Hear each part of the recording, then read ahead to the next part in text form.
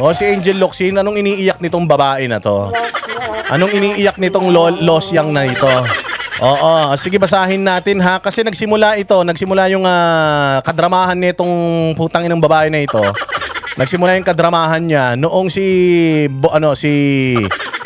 Robin Padilla nabanggit niya sa kanyang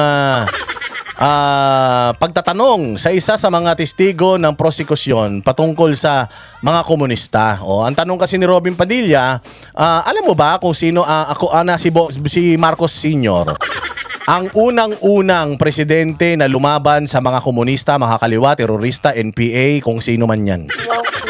Tinanong niya, sabi niya, alam mo sino ang pangalawa? Sino ang pangalawang pangulo na na-misinterpret na mga bobong galit kay Robin? Sabi niya, sino ang pangalawang pangulo na nagtrabaho sa CPP na tatrabahuhin o ubusin, lipulin ng CPP-NPA? Tapos sabi nila, anong pangalawang pangulo? Hindi naman pangalawang pangulo si Duterte, tanga. Sinabi nga si Marcos Sr. yung unang pangulo, yung pangalawang pangulo, ibig sabihin sumunod kay pangulo na sumunod kay Marcos Sr. Ang ina nito mga bobo eh. So ngayon, pangalawang pangulo na sumunod sa paglaban, pagsawata sa komunistang NPA. Si Robin Padilla, hindi pala. Si Pangulong Duterte at naging kabalikat niya diyan, naging katulong niya diyan ang matapang na talagang hinahangaan natin, tinitingala natin na ama ng Kingdom of Jesus Christ na si Pastor Apollo Kibuloy, na gumastos ng bilyon-bilyon na sarili niyang pera para tulungan ang gobyerno para ang propaganda ng mga makakaliwa, propaganda ng mga NPA, ng mga komunista at terorista sa Pilipinas ay maharang sa pamamagitan po yan ng programang yung programa ni Doc Lorraine Badoy at saka ni Ka Eric Series, ang Laban Kasama ang Bayan.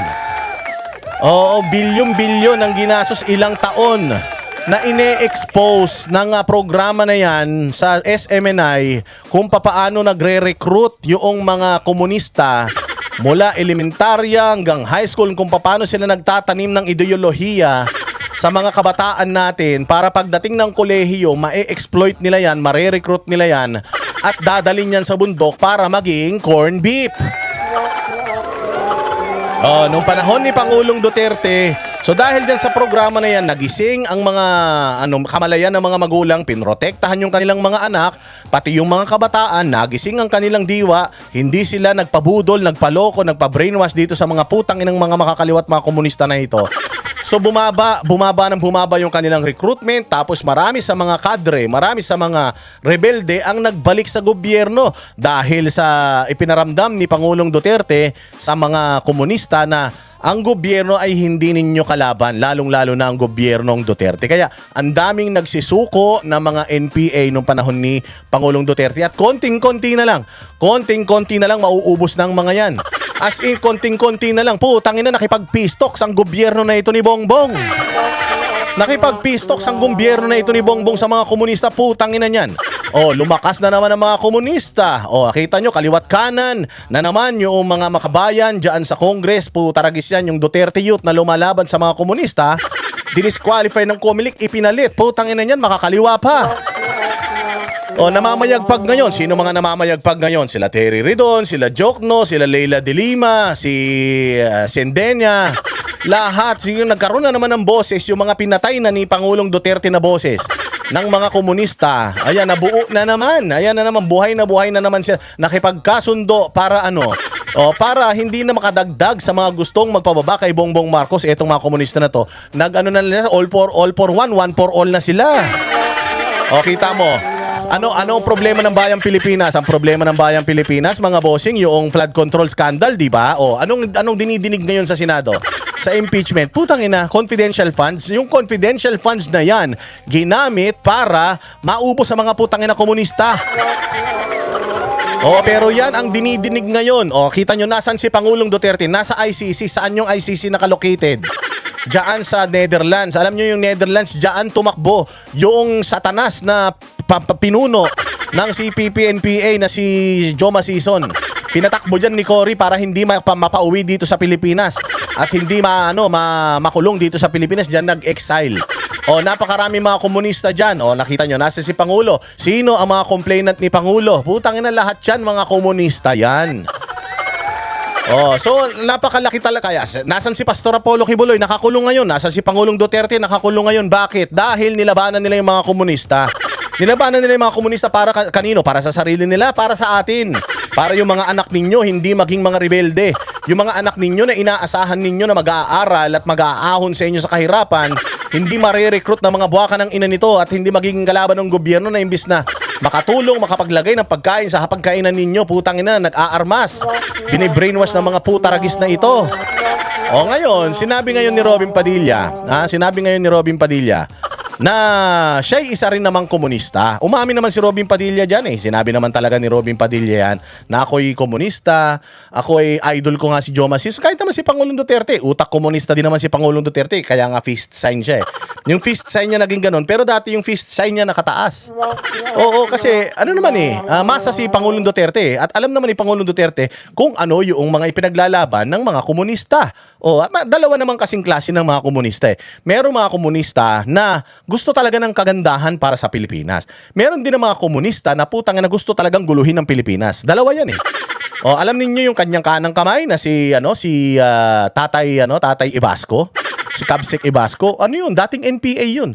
Pare na naging NPA na nahuli ni Pangulong Duterte at ni-reform ni Pangulong Duterte, naging tao niya sa Davao for a very long time. Nakita ninyo. Ang ganda, harmonious ang nangyari sa Davao. Ang daming mga rebelde sa Davao. Ang ginawa ni Pangulong Duterte, ipinakita niya na kaisa nyo ako. Parehas naman tayo ng gusto eh. Maayos na bayang Pilipinas. Ganun naman yung ideology ng communism. Okay man yun. Hindi naman masama yun eh. Kasi ideolohiya yun eh. Way of life ang pagiging komunista. Mindset ang pagiging komunista. Hindi naman porket komunista ka, terorista ka na. Hindi po. Kasi marami pa rin ako, meron pa rin akong mga kaibigan na mga komunista pa din ang utak, pero hindi sila katulad ng mga komunista na mga mukhang pera, katulad nitong mga Makabayan Black. Hindi sila ganyan. Na ang gusto lang nila, yung mga pansarili nila, kalaban nila gobyerno, pero putang ina nakikipagkangkangan sa administrasyon ngayon. Sila ganon. So si Robin Padilla is one of the few na mga komunista ang isip pero maganda ang layunin sa bayang Pilipinas. Hindi katulad ng iba na komunista ang isip, gusto lang nilang mag-take over sa bayang Pilipinas para sila hari. Ganun yun. Ngayon, mga bayan, dyan yan, sila Colmenares, sila Bayan Muna, sila Sator Ocampo, ayan sila Franz Castro, di ba? Di ba? Mga komunista ang mga utak nila pero dinideny nila na komunista sila. Wala nang masama kung komunista ka eh. Walang masama kung komunista ka. Wala rin sa Biblia nakalagay na bawal maging komunista. Okay lang maging komunista ang iyong isip, ang iyong puso. Okay man lang yun. Huwag ka lang lumabag sa batas. Kasi kung ang batas ng Pilipinas ay hindi komunista, susunod ka doon. Di ba? Kung gusto mo, pamilya mo, lahat kayo, komunista ang mga utak ninyo, okay lang yun. So long as hindi kayo lalaban sa gobyerno. Pwede naman kayo magreklamo sa gobyerno kung meron kayong hindi nagugustuhan. Pero hindi pwedeng mag-aarmas kayo at mamamaril kayo ng mga sundalo natin, ng mga kapwa nyo Pilipino. So si Robin Padilla, ganun siya. Ganun siya. Idol niya di ba si Pangulong Duterte, si Joma Sison, pauwiin pa nga sana niya sa Pilipinas yan eh.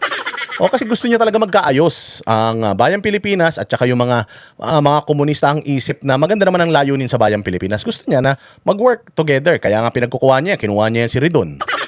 Di ba? Kinuha niya sino ba to? Yung mga Department of Agriculture. Puro makakaliwa. Anong ginawa ng mga yan? May nagawa ba? Reklamo nung nilagay mo sila sa posisyon. Sino ba to? Si Kokey. Si Ridon, nung nilagay sa posisyon, ano nangyari? Sinibak. Bakit? Putang inang yan. Ang nire-represent mo, kahirapan? Urban poor? Tapos biyahe ka ng biyahe, tarantado ka? Tanginan yan. Di ba? Ngayon, mapunta tayo doon sa ating main topic. Ayan, ngayon si Angel Locsin, doon lang sa sinabi ni Robin na komunista siya, nag-react si Gaga. Biglang nag-react si Gaga nung narinig niya yung komunista. Ito ang sinabi niya. Sabi niya, nung mga panahong magkakasama tayo, madalas mong ikwento yung panahon na namundok ka at nag-armas para ipaglaban ang bayan. Sabi mo pa nga, dinadalaw ka ng ex mo sa bundok. Ito lang, dito sa unang ratsyada niya na ito, nagkukwentuhan sila ni Robin Padilla tungkol sa pagiging komunista. Bakit kayo magkukwentuhan ni Robin Padilla sa pagiging komunista kung hindi ka komunista? Di ba? Doon pa lang Doon pa lang palpak ka na Deny ka kasi ng deny. Deny ka ng deny na hindi ka left-leaning pero putyang ina. Para kang yung mga para kang yung mga sila Sara Ilago, sila Raul Manuel, na galit kapag ka nire-red tag, wala nga salitang red tag, o kapag ka ikinuugnay sila sa mga makakaliwang grupo, pero hindi naman nila kayang kondinahin yung mga masasamang gawain ng CPP, NPA, NDF. Ng NPA, ng New People's Army, yung mga pagpatay ng mga NPA, mga pandurukot, panggagahasa ng mga NPA, yung mga pagsunog ng mga equipment, hindi naman nila kayang Hindi naman nila kayang kondinahin. Pero ayaw nilang matawag na konektado sila dun. Mga hipokrito. Mga rally ng rally. Mga mga progresibo. Pero ayaw nila matawag o ma-associate dun sa mga kinahihiya nyo pala Bakit nyo sinusuportahan? O ngayon, sabi niya dito, naalala ko madalas tayong magkwentuhan nung panahon mo na namumundok ka. O bakit nyo napagkwentuhan yun? Kaya nyo napagkwentuhan yun. Ito sa akin lang pwedeng mali ako. Baka kaya nyo napagkwentuhan yan. Kasi baka ganyan talaga ang likaw ng bituka mo. Oo, kasi ang alam ko, kamag-anak ka ni Colmenares. Si Colmenares, alam naman natin, kaliwa yan. Diba? Bayan muna. Ano ba saan ba si Colmenares? Diba? Yung mga ACT Teachers Party List. Hindi, ACT Teachers. Di ba sinabi naman mismo ni Joma Sison na legal front niya yung mga yan? Legal front ng CPP, NPA, NDF. Yung mga party list na yan. Yung mga organization na yan. Kung si Joma Sison na nagsabi na yung mga sinusuportahan mo, yung Gabriela. Hindi ba? Mga yan, mga left-leaning yan. At kung sinabi ni Joma Sison na mga legal fronts niya yan, ba't ayaw nyong ma-associate? Pinopromote nyo, tapos ayaw nyong ma-associate. Pwede ba yun? Paano naman ma-open yung usapan tungkol sa komunista? Kung hindi mo rin pinagmamalaki na ganun ang takbo ng utak mo. Halimbawa, kumakain kayo, tapos sinabi mo ang sarap ng adobo. Tapos biglang dumating si Robin Padilla, magkukwento siya tungkol sa pagiging komunista niya, pagiging rebelde niya, pag-akit niya sa bundok. Meron kayong common denominator, kaya nyo pinag-uusapan yan, kaya nyo pinagkukwentuhan yan, meron kayong topic na na-open, na parehas yung interest ninyo, kaya nagkwentuhan kayo tungkol sa pamumundok ni Robin, dinadalaw siya ng kanyang jowa sa bundok, dahil umakit na siya sa bundok at nag-armas na siya. Di ba? Kung halimbawa nagte-tetris ka, alangan naman nagte-tetris ka, biglang darating si Robin Padilla, Angel Locsin, alam mo ba na komunista ako dati? Hindi pwedeng ganun out of the blue. Hindi yun. You have to open a topic, and then yung tema ng pag-uusap nyo doon na nakabase sa topic nyo. Malamang nung pinag-uusapan nyo ni Robin Padilla yan, ang pinag-uusapan nyo is yung pagiging komunista. Yung pagiging, hindi masama ang maging komunista. Hindi nga lang siya normal. Pero hindi krimen ang pagiging komunista. Kasi katulad yan, ang China, komunista, maunlad. Ang Russia, komunista, maunlad. Yung North Korea, ewan ko rin, wala akong idea. Hindi ba? Hindi masama yun. Maayos. Depende na sa yan. Depende na sa namumuno yan. So ngayon, itong si Angel Locsin, yun sinasabi niya na nung mga panahong magkasama tayo, madalas mong ikwento nung panahon na namumundo ka. Bakit yung pag-uusapan yan in the first place kung hindi nyo topic yung pagmumundok? Okay, pangalawa, sa statement mo na to, kahit papaano, natuwa akong makita ulit yung dating Robin Padilla na nakilalo ko, at least honest ka ngayon, kuya. At least si Robin honest. Ikaw ba naging honest ka? Inamin mo ba ever? Kahit na lang dyan sa mga mangilan-ngilan mong tagasunod, inamin mo ba sa kanila na utak komunista ka? Kung hindi, sabihin mo hindi ka komunista. Kondinahin mo yung gawain ng mga sinusuportahan mong mga grupo. Sabi nito, ang tanong ko lang, nasaan ka nung panahong nire-red tag ako? Putang ina mo, kasama niya yung asawa niya. Kasama niya si Mariel. Nagpaparami sila ng lahi. Anong pakialam mo? Nung nire-red tag ka, putang ina, problema mo yan. Sumama ka sa mga progresibong mga grupo, sumama ka sa Gabriela, nagpo-promote ka ng mga gawain ng mga organisasyon na kinaaaniban mo. Ngayon, nung inassociate ka nila dahil ultimong leader ng NPA, CPP, ang nagsabi na legal fronts niya ito, ngayon, noong na-associate yung pangalan mo, hiyang-hiya ka, bakit ka mahihiya kung sinamahan mo naman yan? Sabi niya, nasaan ka nung mga panahong nire-red tag ako kahit maalam mong hindi totoo? Utang ina, abogado ka ba ni Robin? Abogado mo ba si Robin Padilla?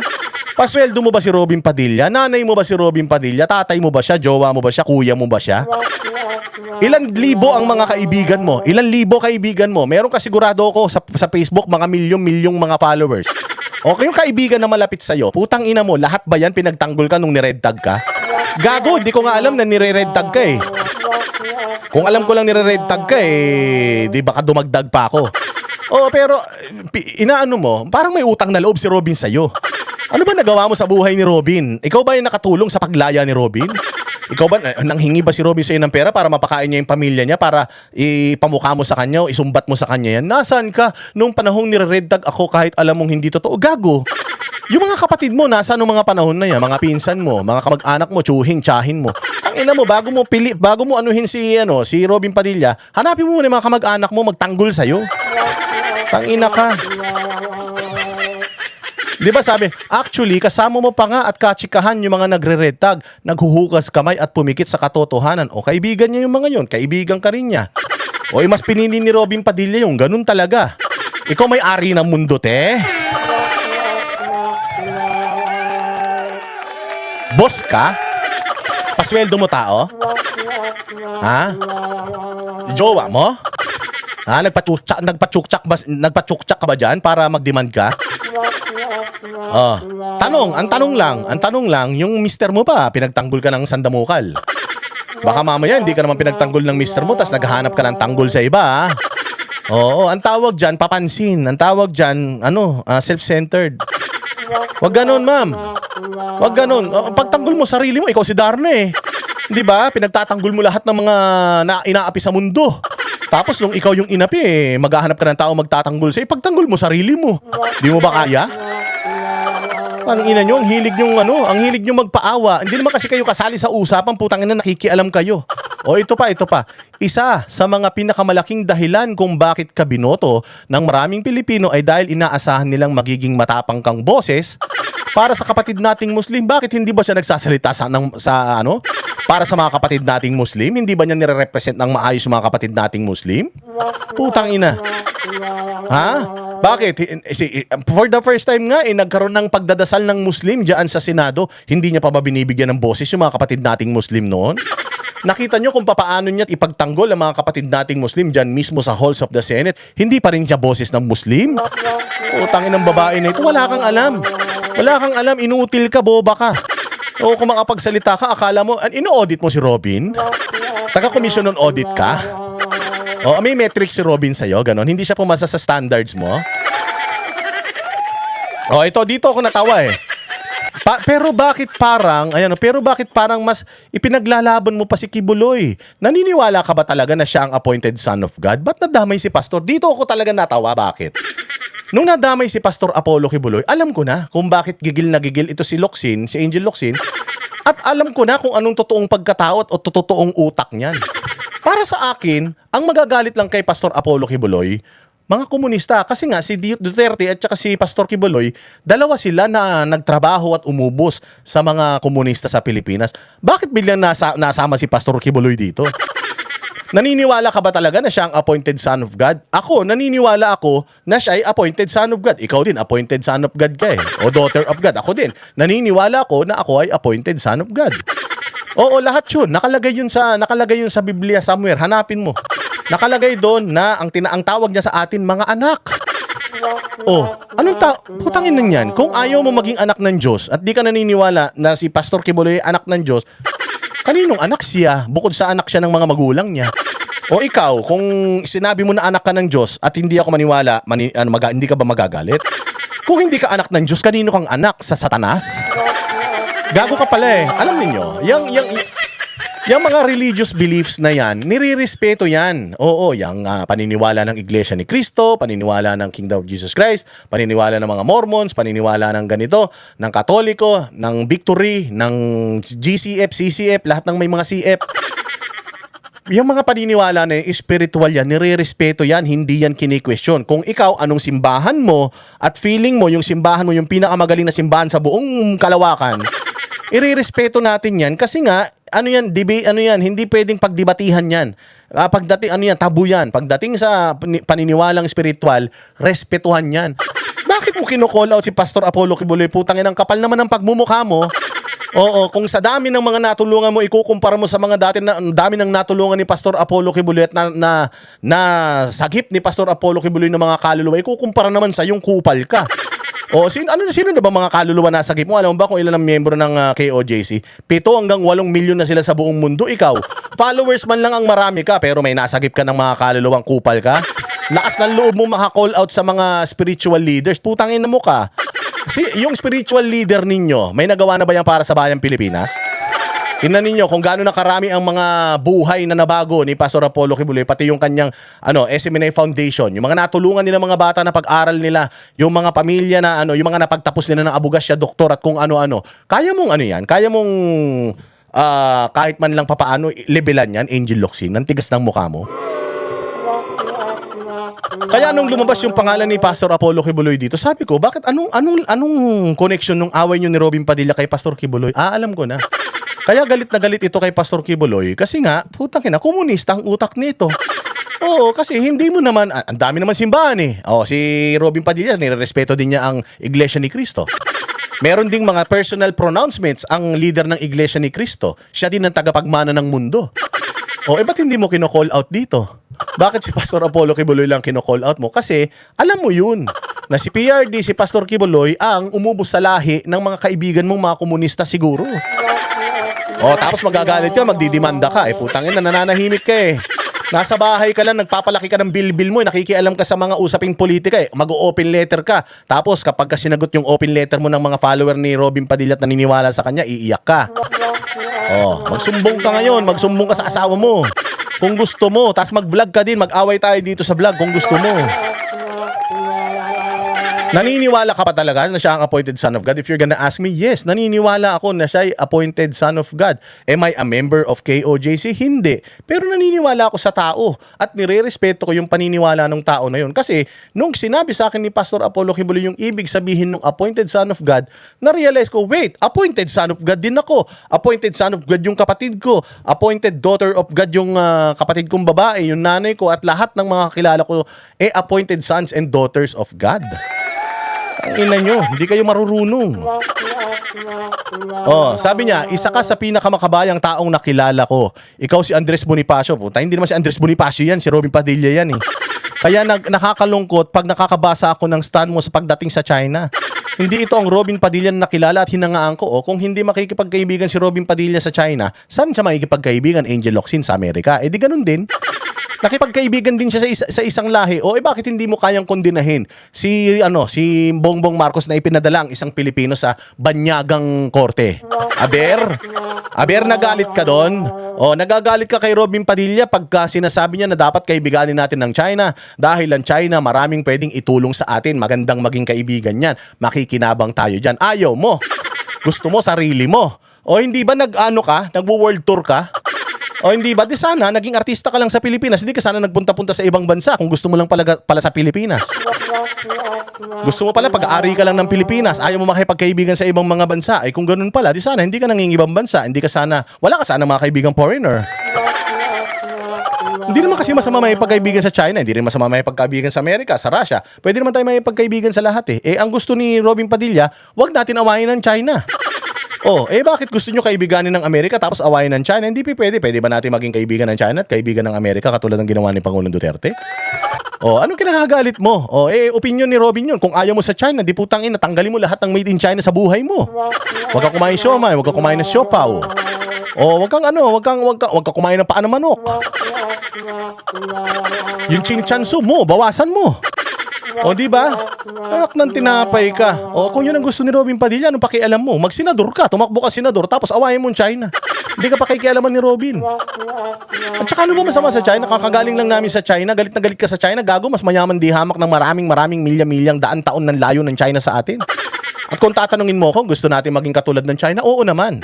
Kung kakaibiganin natin ng China, tutulungan tayo ng China na ma-advance tayo in terms of technology, in terms of infrastructure, why not? Coconut?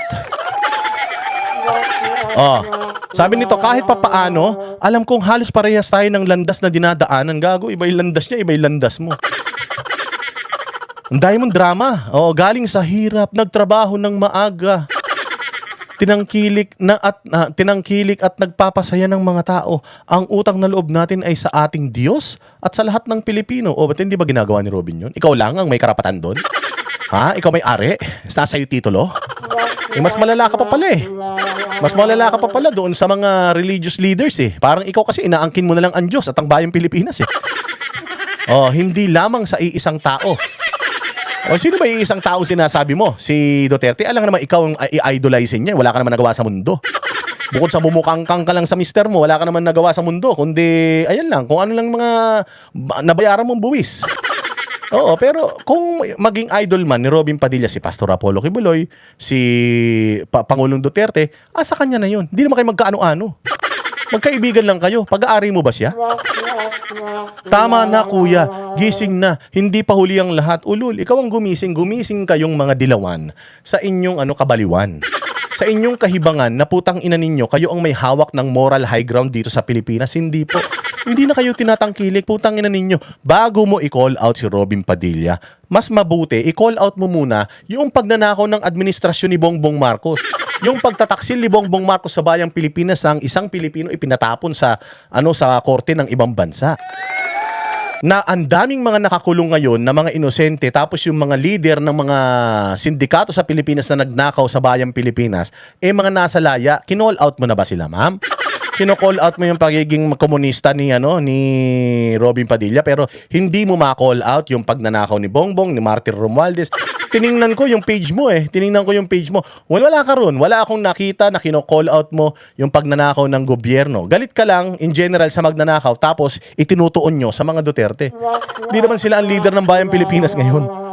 Hindi naman sila ang may hawak ng mga kaganapan sa Pilipinas ngayon, budget ng Pilipinas, batas sa Pilipinas. Bakit ba galit na galit kayo sa mga Duterte? Kasi ang mga Duterte ang umubos sa lahi ng mga komunista sa Pilipinas. At kung hindi ka komunista, hindi ka magagalit kay Pastor Apollo Kibuloy at kay PRRD.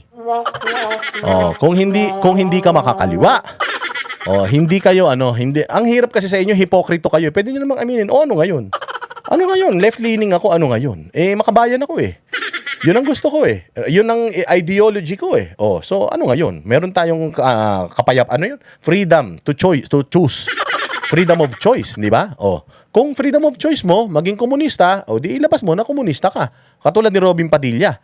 Ngayon, kung hipokrito ka, linis-linisan ka, pa-virgin ka, kung bait-baitan kayo na akala nyo pinanganak kayo sa Jerusalem, tapos may mga kayo, closet naman kayo. Meron naman kayong mga itinatagong mga kalansay sa mga closet ninyo, wala kayong karapatan mag-call out ng tao. I-call out nyo muna yung mga sarili nyo. Mga ulul.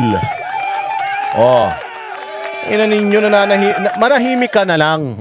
Manahimik ka na lang. Alam mo, para kang si Agot Isidro kaya hindi nagkakaanak kayong dalawa ni Agot dahil ini-stress niyo yung sarili ninyo sa politika Ang sarap-sarap na ng buhay niyo, yaman-yaman nun. Mayaman ng asawa mo Asawa mo si Arce, yan ang may-ari ng Arce Dairy, yung ice cream.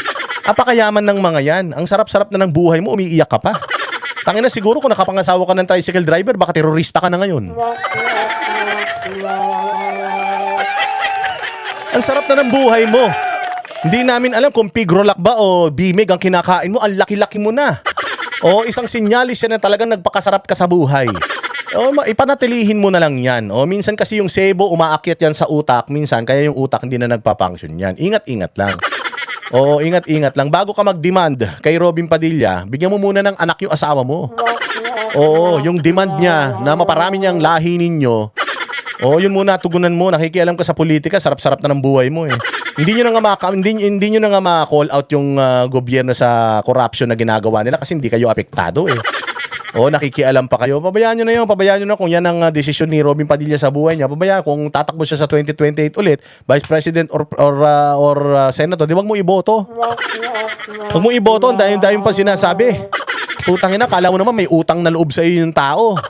Nagkukwentuhan lang pala kayo tungkol sa buhay komunista ninyong pareho gusto mo ipagtanggol ka pa. Wala ka na bang kapangyarihan kasi yung bato wala na sa'yo, sininghot na ni Bongbong? Huwag ka mapipikon Huwag ka mapipikon. Ganyan talaga kapag ka-artista, laos, tapos losyang na. Oo, nagpapapansin na lang. Since nagpapansin ka, mapapansin ka talaga. O, wag na sumama ang loob mo, ha? O, kaya sa susunod, matulog ka na lang. Magpasasa ka na lang sa yaman ng mister mo. Magpakasasa ka na lang sa rangyan ng buhay. Kung gusto mo, mamigay ka ng pera, okay lang, wala kaming pake. Kahit kumain ka ng tae na may bubog, wala kaming pakialam. Wag ka lang makialam dun sa mga taong hinahangaan namin. Dahil ganun din naman. Magagalit din naman sa amin sigurado yung mga taong humahanga sa'yo. Quits-quits lang. Oh. Tangina durug. Oh, ito, pakinggan nyo yung balita tungkol dyan para kompleto naman yung ating napag-usapan. Aktres na si Angel Locsin kay Senator Robin Padilla na tumigil at gumising na kasunod ng mga pahayag nito sa impeachment trial ni Vice President Sara Duterte. Sa isang Facebook post, sinabi po ng aktres na naaalala niya ang dating makabayang Robin matapos itong sabihin sa impeachment trial ni Vice President Sara Duterte na isa na siyang komunista o isa siyang komunista. Makabayan pa rin si Robin para sa akin. Makabayan pa rin siya. Mahal niya Pilipinas. Kaya nga niya pinaglalaban yung batas sa Pilipinas eh. Huwag ka nang umepal, Angel Locsin, tumakbo ka na lang sa senador kung gusto mo. Baka manalo ka. Pag nanalo ka, pag nanalo ka, puta, yakapin mo buong Pilipinas, mahal mo pala eh.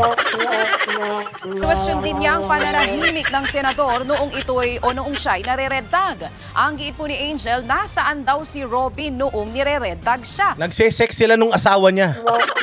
Baka nakakatatlo na siya. Oo, kung miserable ang buhay mo, ma'am, putang ina, wag mo isisi sa ibang tao. Ginusto mo yan, na-red tag ka dahil mali ka ng mga kaibigan na pinipili. Wag mo sisi sa ibang tao. Life choices mo yan. Oo. Kinwestiyon din ng aktres ang umano'y pagtatanggol ni Padilla kay Apollo Quibolo. Ako din, pinagtatanggol ko si Pastor Quiboloy. Katoliko ako. Minumura ko nga yung mga pari namin. Putang ina mga pari na yan eh. Naging member na ako ng KOJC. Hindi, pinagtatanggol ko sila. Oo, kasi kilala ko sila eh. Wala ka mang alam tungkol sa way of life ng mga taga KOJC. Tapos magsasalita ka tungkol sa kanilang leader. Na-meet mo na ba si Pastor Quiboloy? Tarantado ka baka pag na-meet mo si Pastor Quiboloy, bukas taga KOJC ka na. Ano ba simbahan nito? Victory yata to eh. Masyado kayong matataas ha. Victory pa kayo ha. Okay man lang yan. Kung ang tingin nyo sa sarili nyo sobrang taas, respeto. Pero kung ang tingin din ng mga taga KOJC sa kanila, si Pastor Apollo Quiboloy ang pinakamagaling na tao, respeto nyo rin yun. Yun ang gusto nila eh. Anong pakialam mo? Hindi naman sila humingi ng tulong sa'yo. Nag-solicit ba sila sa'yo? Hindi naman. Nakatulong ka ba simbahan nila? Hindi naman. Yung kingdom nila na may 70,000 seating capacity, nakatulong ka? Hindi naman. Kaya wag ka magsalita tungkol kay Pastor Quiboloy. Wala ka sa kalingkingan ng mga nagawa ni Pastor Quiboloy sa bayang Pilipinas. Wala. Yung mga ideas na meron si Pastor Apollo Quiboloy, pagmamahal ni Apollo Quiboloy sa buong Pilipinas, sa mga Pilipino, yung pagmamahal mo sa bayan, kapurit lang yan. Puta, baka alikabok lang yan kumpara mo sa kanya. Wag ka mang call out ng tao, lalong-lalo na. Feeling mo lang, ikaw lang si Darna eh. Ilang taong ka lang sikat, feeling mo, ikaw na ang pinakamagaling na tao sa mundo. Kung kung siguro may-ari ka ng SM, baka wala na nakapasok sa loob niyan, baka pinigilan mo na lahat. 'Di ba? Naniniwala ka ba talaga na siya ang appointed son of God? Pag sinabi niyang oo, ano ngayon sa'yo? Ano ngayon sa'yo? O gusto mo samahan kita, halika. Meron kang katanungan sa pagiging appointed son of God ni Pastor? Samahan kita. Message mo ako. Message mo ako, dalawin natin si Pastor sa kulungan. Itanong mo 'yan personal sa kanya para malaman mo kung ano yung interpretasyon niya, yung interpretasyon mo at yung ibig niya sabihin kung pareho. Para hindi ka na umiiyak. Mag-message ka lang dito mag-comment ka diyan sa chat. I-connect kita. Para yung mga katanong, hindi mo pa nami-meet yung tao eh. Kahit isang beses, tapos kung maka-arte ka, akala mo, kilala mo. Kung ako, i-judge kita. Halimbawa, kahit hindi naman totoo, i-judge kita na putatsing ka nung artista ka, okay lang ba sa'yo yun? Hindi. Bakit? Hindi naman kita kilala eh. Hindi man kita nakita, di man kita nakausap. Bakit kita i-judge ng ganun? Ganun din. Di mo pa nami-meet si Pastor Quiboloy, di mo pa siya nakakausap, di ka pa man nakakapag-attend ng church nila. Bakit mo siya Bakit mo sila ginajudge? Gago ka pala eh. At mga pahayag kaugnay ng China. Sa ngayon po'y wala pang sagot si Senator Robin. Una sagutin niya Robin. Putang ina niya, naghahanap lang ng aruga. Hindi ka ba kayang arugain ni Neil Arce? Kaya naghahanap ka ng aruga kung kani-kanino? Walang iya ka? Yan ang panatero, walang inuurungan. Pag tama palakpakan, pag mali ay babanat.